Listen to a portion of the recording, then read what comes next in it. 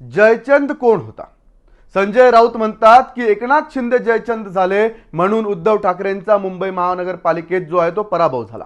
जयचंदाची उपमा ही एकनाथ शिंदेंनी संजय राऊतांना दिली हे काही पहिली गोष्ट नाहीये किंवा असे पहिलं उदाहरण नाहीये. देशाचे गृहमंत्री अमित शाह असतील, बिहारच्या राजकारणात तेजस्वी यादव असतील, पूर्वापार महाराष्ट्राच्या आणि भारताच्या राजकारणात जयचंद हा शब्द प्रयोग होतो. सध्या महाराष्ट्राच्या राजकारणातही हा जयचंद शब्द वारंवार ऐकू येतोय.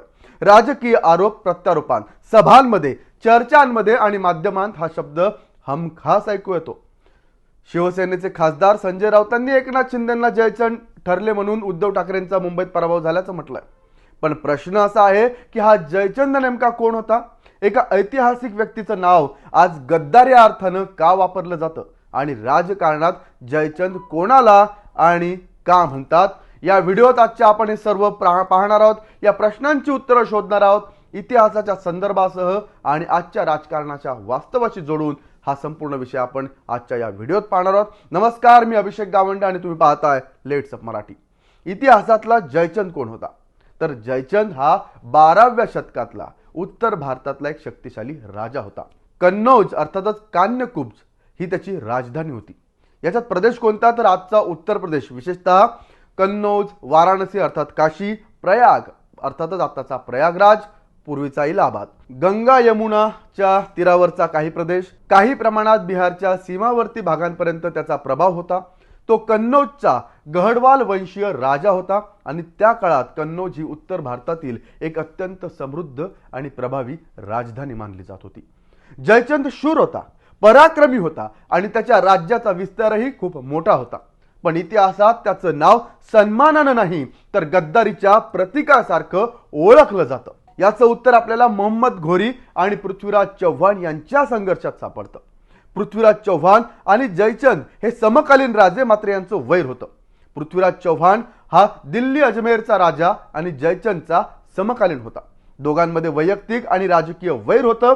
लोककथांनुसार पृथ्वीराज चव्हाणनं जयचंदची कन्या संयोगिता हिचं स्वयंवरातून अपहरण केलं, ज्यामुळे जयचंदाचा अपमान झाला आणि त्याचं पृथ्वीराजावरचं वैर अधिक तीव्र झालं. याच वैरातून पुढे इतिहासातील एक निर्णायक वळण आपल्याला पाहायला मिळालं. जयचंद आणि मोहम्मद घोरी. इसवी सन 1192 मध्ये तराईंची दुसरी लढाई झाली. या लढाईत पृथ्वीराज चव्हाण आणि मोहम्मद घोरी आमने सामने होते. इतिहासकारांच्या मते या युद्धात जयचंदानं थेट पृथ्वीराजाची मदत केली नाही. काही कथांनुसार त्यानं घोरीला अप्रत्यक्ष मदत केली, तर काहींच्या मते जयचंदानं मुद्दाम तटस्थ राहून पृथ्वीराजाचा पराभव होऊ दिला. पृथ्वीराजाचा पराभव झाला.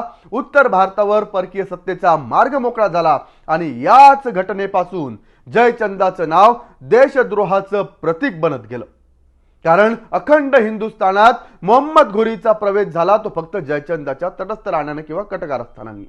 आता इतिहास आणि याचं वास्तव काय? महत्वाची गोष्ट म्हणजे इतिहासकारांमध्ये आजही मतभेद आहेत की जयचंदानं खरंच घोरीला मदत केली होती का नाही.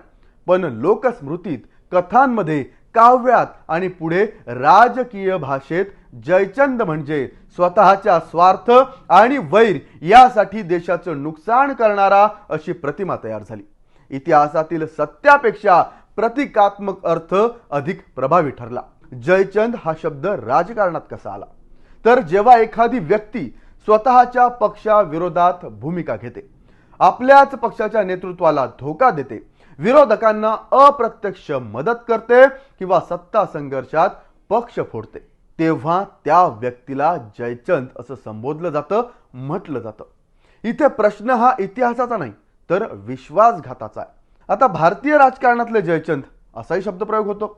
भारतीय राजकारणातही हा शब्द नवा नाही आहे. सुरुवातीला जर पाहिलं तर काँग्रेसमधली फूट, समाजवादी चळवळीतील तुटफूट, प्रादेशिक पक्षांमधील बंडखोरी या सतत गोष्टी घडत आल्यात. या सगळ्या घटनांमध्ये जयचंद हा शब्द आरोप करताना त्या संबंधित व्यक्तीच्या बद्दल वापरला गेला. पक्ष बदलणं, नेतृत्वाविरोधात उभं राहणं किंवा सत्ता समीकरण बदलणं या सगळ्याला अनेकदा जयचंदी असं संबोधलं जातं. अर्थातच जयचंदी कृत्य किंवा जयचंदानं केलेलं कृत्य, त्याच्यासारखं कृत्य या अर्थानं. महाराष्ट्राच्या राजकारणातही जयचंद झालेत. महाराष्ट्रात हा शब्द विशेषतः शिवसेना फुटीनंतर अधिक चर्चेत आला. उद्धव ठाकरे गट आणि शिंदे गट यांच्यातील संघर्षात एकनाथ शिंदे यांच्यावर जयचंद हा शिक्का मारण्यात आला. आता मुंबई महानगरपालिका असतील किंवा राज्यातल्या महानगरपालिका असतील, शिवसेनेचा दारुण पराभव झाला. संजय राऊतांसारख्या नेत्यांनी हा शब्द वापरत हा पराभव बाह्य शक्तींमुळे नव्हे तर घरातील फितुरीमुळे झाला असा संदेश देण्याचा प्रयत्न केला आणि एकनाथ शिंदे यांना जयचंद म्हटलं. पण प्रत्येक बंडखोर म्हणजे जयचंद होतो का, हा प्रश्न महत्वाचा आहे. राजकारणात बंडखोरी ही नेहमीच गद्दारी असते का, किती मतभिन्नता असू शकते, किती नेतृत्वाविरोधातील वैध लढाई असू शकते, हे ठरवणं इतिहासाचं काम नाही तर जनतेचं आणि हे काळाचं काम आहे. आज जो जयचंद ठरतो तोच उद्या एखाद्या गटाचा नायकही ठरू शकतो. भारतीय राजकारणाचा हा इतिहास राहिला. याचाच आपण निष्कर्ष काय काढू शकतो तर इतिहासातील जयचंद आणि आजच्या राजकारणातील जयचंद यांच्या तथ्यांपेक्षा प्रतिकात्मक अर्थ अधिक महत्त्वाचा ठरतो. जयचंद म्हणजे वैयक्तिक महत्वाकांक्षेसाठी सामूहिक हिताला धक्का देणारी व्यक्ती असा अर्थ आज राजकारणात घेतला जातो. जर तुम्हाला हा इतिहास आणि राजकारणाचा संदर्भ आवडला असेल तर व्हिडिओ लाईक, शेअर करा आणि अशाच सखोल राजकीय विश्लेषणासाठी आमच्या लेट्स अप चॅनलला सबस्क्राईब करा. तुम्हाला हा व्हिडिओ कसा वाटला कमेंट करून नक्की सांगा. पाहत राहा लेट्स अप मराठी. सोशल मीडियाच्या भाऊ गर्दीत विश्वासार्हतेने चकाकणारे नाव म्हणजे लेट्स अप मराठी. सगळ्यांना, सगळ्या नागरिकांना ती स्पीच, ती लेट्स अप वरील मुलाखती म्हणजे विचारांचा खजिना. त्यानंतरच्या निवडणुकीमध्ये मला सोडून गेले. बातम्या केवळ वस्तुस्थिती सांगणाऱ्या, न प्रोपगंडा, फक्त जनतेचा अजेंडा. क्योंकि आने वाला कल जाने वाला है, जाने वाला कल आने वाला है. राजकारण, मनोरंजन असो की क्रीडा क्षेत्र, महाराष्ट्राची स्पंदने संवेदनशीलतेने टिपणारे माध्यम म्हणजे लेट्स अप मराठी. जगासोबत एक पाऊल पुढे राहण्यासाठी लेट्स अपचे ॲप, सोशल मीडिया आणि वेबसाईट सोबत कनेक्टेड रहा.